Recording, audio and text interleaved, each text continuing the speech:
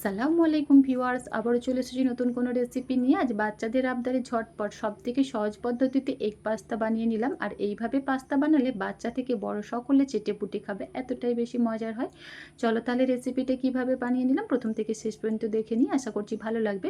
তো ভিডিওর শুরুতেই বন্ধুদের কাছে ছোট্ট একটা রিকোয়েস্ট, এটা লাইক দিয়ে কন্টিনিউ ভিডিওটা দেখার চেষ্টা করবা। রেসিপিটা ভালো লাগলে চ্যানেলটা সাবস্ক্রাইব করে পাশে থাকার অনুরোধ রইল।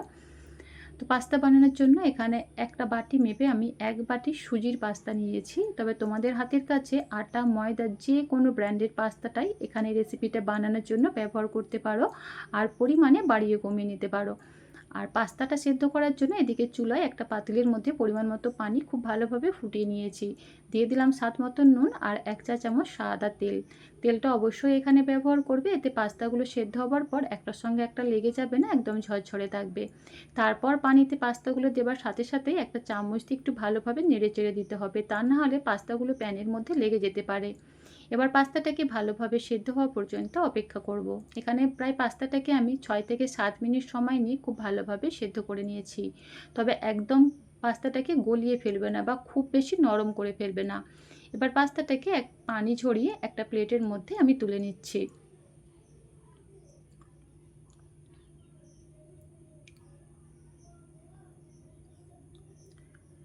তারপর একটা চামচ দিয়ে পাস্তাগুলোকে একটু প্লেটের মধ্যে চারিধারে ছড়িয়ে দিতে হবে। এভাবে ছড়িয়ে দিলে পাস্তাগুলো একটার সঙ্গে একটা লেগে থাকবে না, একদম ঝরঝরে হয়ে যাবে আর খুব সহজেই ঠান্ডা হয়ে যাবে।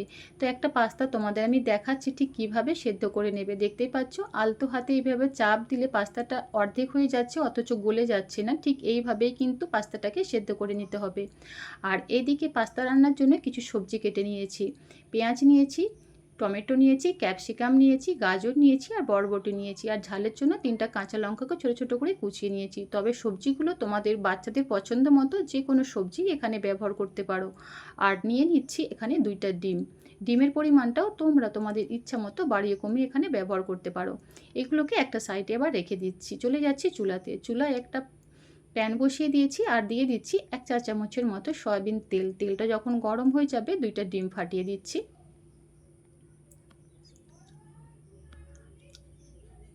আর দিয়ে দিচ্ছি স্বাদ মতো নুন আর সামান্য একটু কালো গোলমরিচ গুঁড়ো। এবার ডিমটাকে নেড়ে চেড়ে হালকা করে ভেজে নিচ্ছি, খুব বেশি লাল লাল করে ভাজবো না।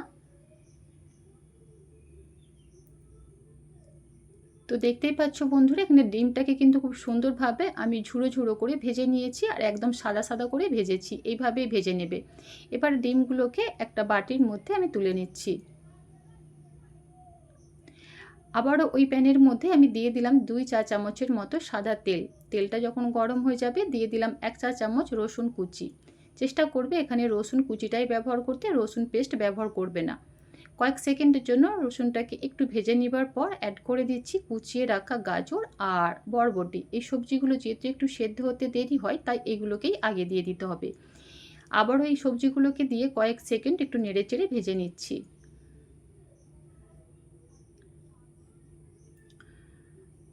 খুব বেশি লাল লাল করে ভাজবার কোনো দরকার নেই, জাস্ট কয়েক সেকেন্ড নেড়েচেড়ে ভেজে নিলেই হবে। তারপরে দিয়ে দিচ্ছি কুচিয়ে রাখা পেঁয়াজ, ক্যাপসিকাম আর টমেটো কুচি।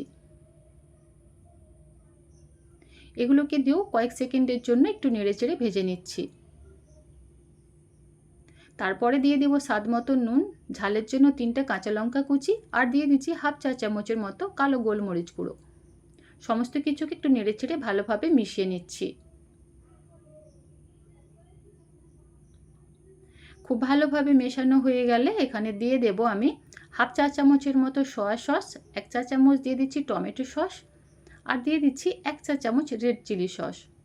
চেষ্টা করবে এখানে সমস্ত সসগুলোই ব্যবহার করতে, এতে টেস্টটা ভালো আসে। সমস্ত সসগুলোকেই সবজির সাথে একটু ভালোভাবে নেড়েচেড়ে মিশিয়ে নিচ্ছি। খুব ভালোভাবে মিশিয়ে নেবার পর এখানে অ্যাড করে দিচ্ছি 3 থেকে 4 চা চামচের মতো পাস্তা সেদ্ধ করে রাখা পানি। তাই পানিটাকে ফেলে দেবে না, সামান্য একটু অবশ্যই পানিটাকে রেখে দেবে। আর খুব বেশি যদি পাস্তার মধ্যে গ্রেভি পছন্দ করো তাহলে পানির পরিমাণটা এখানে একটু বাড়িয়ে দিতে পারো। পানিটাকে দিয়ে খুব ভালোভাবে একটু নেড়েচেড়ে মিশিয়ে নিয়েছি। তারপর ঢাকা দিয়ে জাস্ট 1 মিনিটের মতো আমি অপেক্ষা করব। এর থেকে বেশিক্ষণ সময় কুক করার কোনো প্রয়োজন নেই। এই 1 মিনিটের মধ্যে দেখবেন গাজর, বরবটি সুন্দরভাবে সেদ্ধ হয়ে যাবে। তারপর সমস্ত কিছুকে আবারও একটু ভালোভাবে নেড়েচেড়ে মিশিয়ে নিচ্ছি।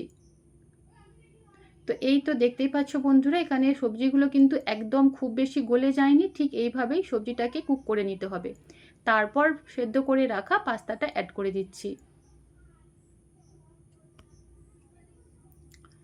দিয়ে খুব ভালোভাবে সবজিগুলোর সাথে বা মশলার সাথে পাস্তাটাকে একটু নেড়েচেড়ে মিশিয়ে নিচ্ছি।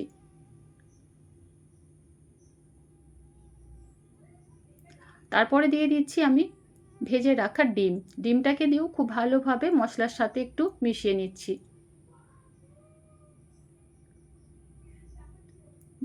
তো 1 থেকে 2 মিনিট ভালোভাবে নেড়েচেড়ে নিলেই কিন্তু আমাদের পাস্তা একদম রেডি। আর নামানোর আগে দিয়ে দিচ্ছি সামান্য একটু গরম মশলা গুঁড়ো। তবে তোমাদের হাতের কাছে যদি এই পর্যায়ে ম্যাগি মশলা থাকে সেটাই ব্যবহার করতে পারো। এতে টেস্টটা কিন্তু আরও অনেক বেশি ভালো আসবে। সমস্ত কিছুকে দিয়ে মিশিয়ে নিলেই কিন্তু আমাদের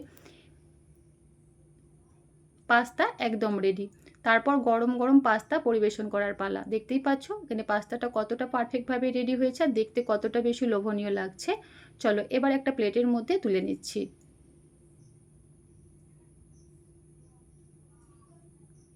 আর এই গরম গরম পাস্তা বাচ্চা থেকে বড় সকলেই কিন্তু অনেক বেশি পছন্দ করে খাবে। আর দেখতেই পাচ্ছ এখানে পাস্তাটা কতটা সুন্দরভাবে কুক হয়েছে, খুব সুন্দরভাবে সেদ্ধ হয়েছে। তো আজকের আমার দারুণ মজার এই পাস্তার রেসিপি তোমাদের কেমন লাগলো অবশ্যই কমেন্ট করে জানিও। রেসিপিটা ভালো লাগলে প্লিজ বন্ধুরা লাইক, কমেন্ট এবং শেয়ার করবে। চ্যানেলটা সাবস্ক্রাইব করে পাশে থাকার অনুরোধ রইল। আজ তাহলে এই পর্যন্তই। আল্লাহ হাফেজ।